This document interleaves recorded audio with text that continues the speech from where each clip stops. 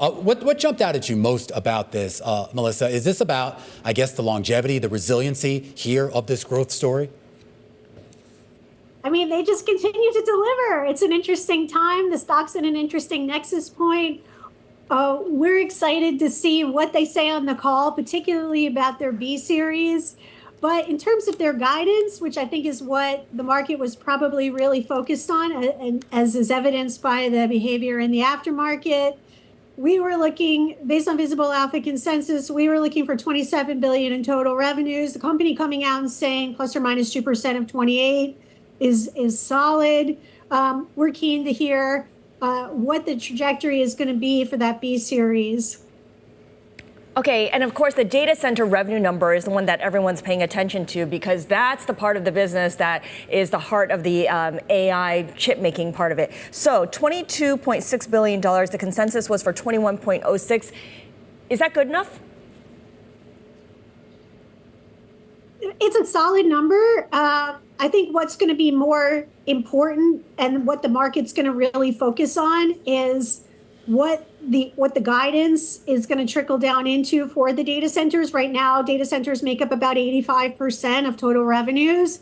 Is that going to continue? Is that going to accelerate going forward?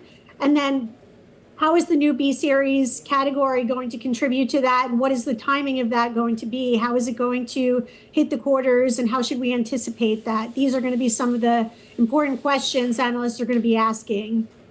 Where do you want to see them do next, Melissa? I mean, we're talking about a company. I mean, we're so focused on the revenue numbers and even the profitability. This is a company that just generated about $15 billion in cash alone. They're sitting on another huge pile of cash. And I know some of that has to be reinvested into the business. And I'm sure all the, hungry investors out there will demand their pound as well. But at some point, they've got to think about what they want to do with this, whether that means new businesses, new product lines, or I don't know, maybe just something completely out of left field. I mean, listening to Jensen Huang talk and present at numerous conferences, I mean, his vision is to essentially bring automation and robotics and the triangulation with artificial intelligence really to every industry, every business, every enterprise, every human.